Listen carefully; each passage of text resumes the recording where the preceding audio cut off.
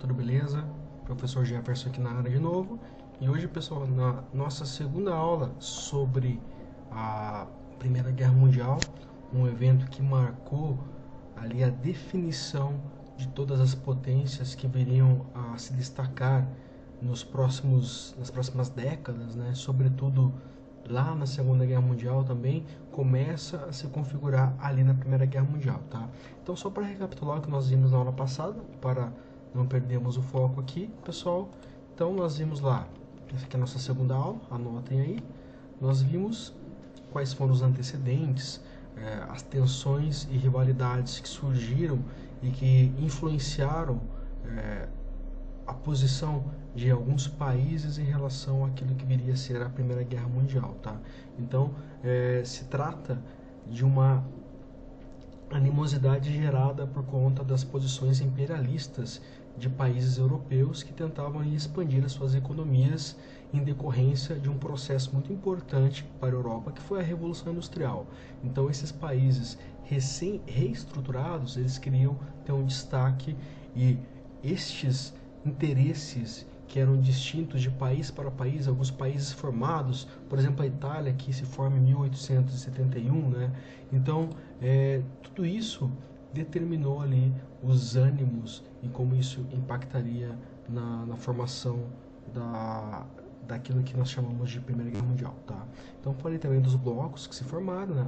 A Tríplice Aliança, dando a Alemanha, a Áustria, a Hungria e a Itália, a Tríplice Entendente, a Inglaterra, a Rússia e a França.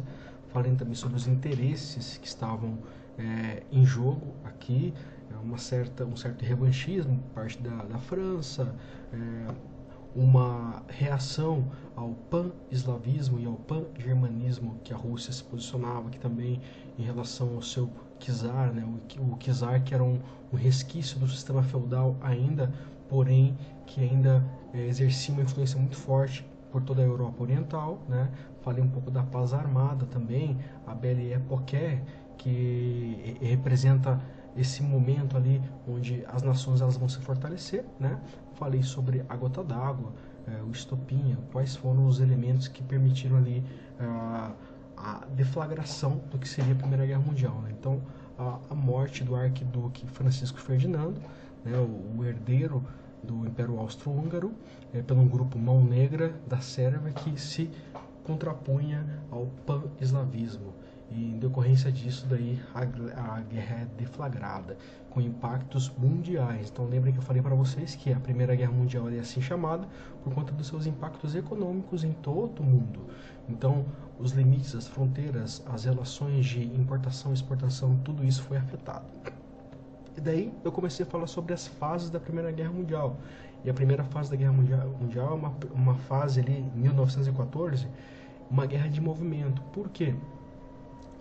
Primeiro que não se pensava que a Primeira Guerra Mundial duraria ali com seus 4 anos, né? Pensava-se que a guerra acabaria antes do Natal. Então, essa expectativa ela foi gerada em torno de uma certa exaltação de características da nobreza de cada um dos países. Então, os lordes ingleses, eles tinham destaque, a ideia da cavalaria, que é uma ideia até medieval, toda a importância que isso tem dentro daquele contexto, foi muito importante no início da guerra, tá? Então aqui, pessoal, antes de dar continuidade, passar para a fase da Guerra de Trincheiras, eu quero mostrar um pedacinho do filme Cavalo de Guerra, só para você ter uma noção de como era esse primeiro momento, essa primeira fase da Guerra Mundial, que era uma guerra de movimento, tá? Então, só um pouquinho aqui, pessoal, antes de nós voltarmos aqui nessa segunda fase, deixei aberto aqui já para vocês, rapidinho aqui só para vocês terem uma ideia. Então, aqui é um trecho do filme Cavalo de Guerra, né, que mostra um pouco dessa dinâmica da guerra de movimento, tá? Então, presta atenção. Então, aqui você tem toda essa movimentação em campo aberto, tudo muito limpo, apesar das batalhas aqui, né? Tudo muito cheio de signos que envolvem ali a exaltação dessa nova classe de aristocratas que estavam na batalha, né? Então vejam que é uma batalha em um descampado. Muito semelhante aqui a um tipo de batalha que era muito comum no século XIX. A guerra franco-prussiana foi lutada dessa forma aqui, tá? Com cavalaria, com baionetas, etc. Né? E aqui tem uma cena muito interessante que marca o fim deste processo, o fim dessa guerra de movimento, que vai iniciar ali o processo da guerra de trincheiras. Por este detalhe muito importante, né? Que são as metralhadoras.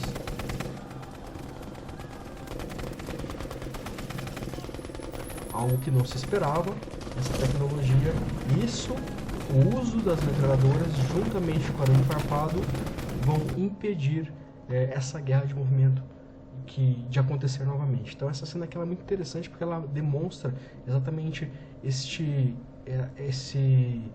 impacto que essas armas tiveram na forma de se pensar a guerra. Então o uso da metralhadora juntamente com o uso do arame farpado mudou totalmente a dinâmica do campo de batalha, tá? Então, em decorrência disso, nós temos uma outra forma de organizar, de redirecionar as estratégias no campo de batalha, tá? Então, a primeira fase, ela termina em decorrência desses elementos tecnológicos que vão ampliar a forma da guerra, né? E a segunda fase aqui, ela é a guerra de trincheira, onde a França e a Inglaterra ali estreitavam forças, né? Dentro de uma mesma direção, que era em direção ao mar, né? Então do continente para o mar, né?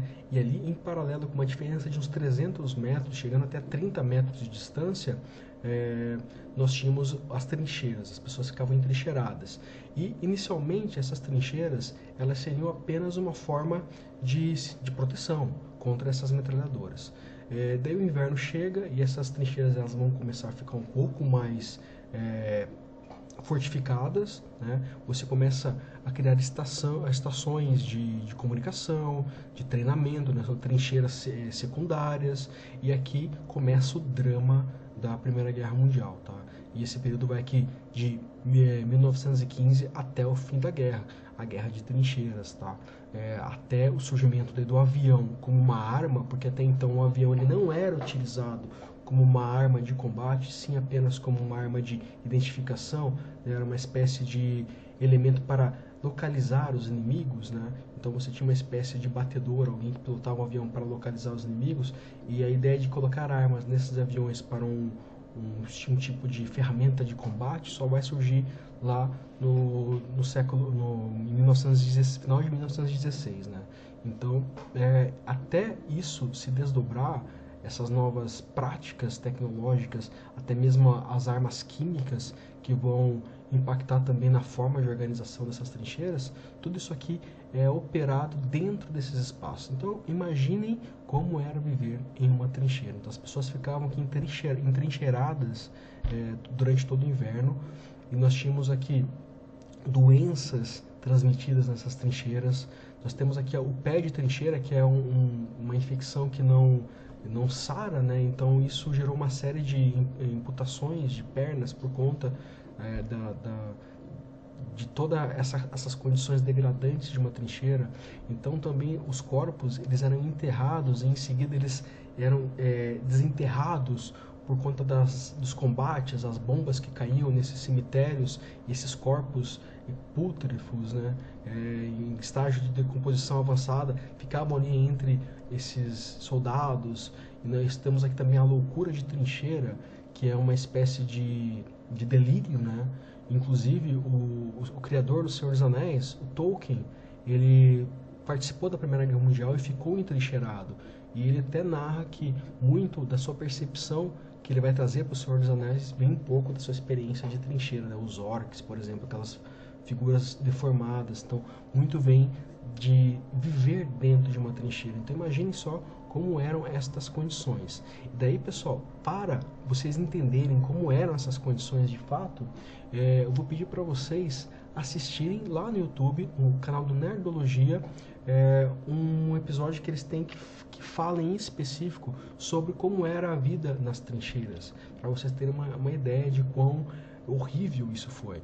E uma coisa importante também que pouco se fala sobre as trincheiras elas criaram uma sensação de ausência de esperança, porque a guerra começou com o otimismo de que fosse acabar rápido, de que aquilo iria se definir, e aquilo foi se estendendo, e as trincheiras, aquele ambiente claustrofóbico, aquela coisa desagradável de viver junto ali com expressões cadavélicas de pessoas mortas, né?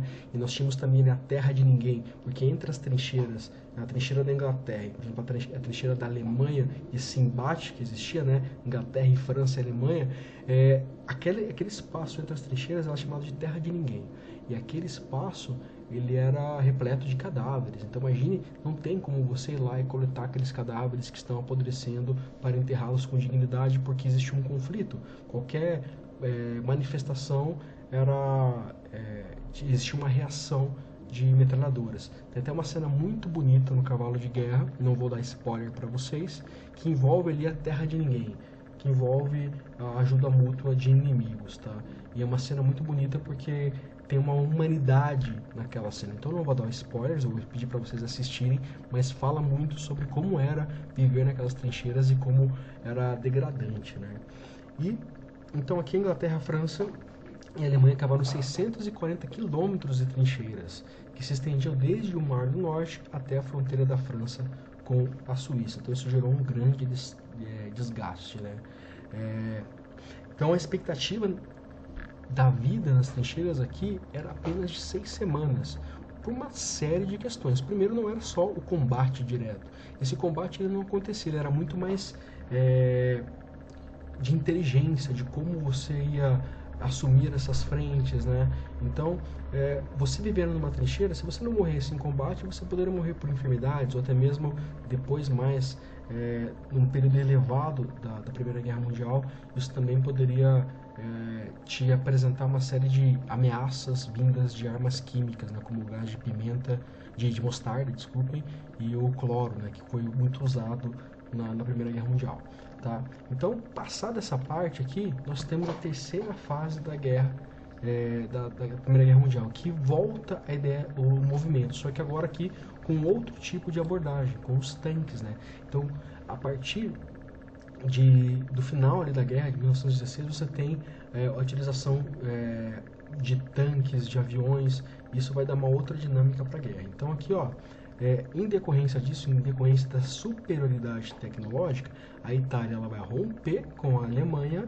Lembre-se que a Itália fazia parte ali da Tríplice Aliança, né, que era o Império Austro-Húngaro, né, a Alemanha, a recém-formada Alemanha, e a Itália. Então a Itália vai romper com a Alemanha e alia-se à Tríplice Intendente. Então aqui você tem uma traição. Isso também porque a Itália não tinha muito bem definido a sua economia ainda, então não tinha um poder de veto. Então acabou percebendo ali que com os desdobramentos da guerra isso era uma vantagem para eles. Em 1917, a Alemanha decidiu adotar a guerra submarina, fundando um navio estadunidense Lusitânia, gerando um dos motivos da entrada dos Estados Unidos na guerra. Então vejam que os Estados Unidos só vai entrar na guerra no final, como retaliação, né? E essa retaliação aqui também tem a ver com uma percepção econômica dos Estados Unidos, não é apenas por isso aqui, foi também a gota d'água para os Estados Unidos entrarem na guerra.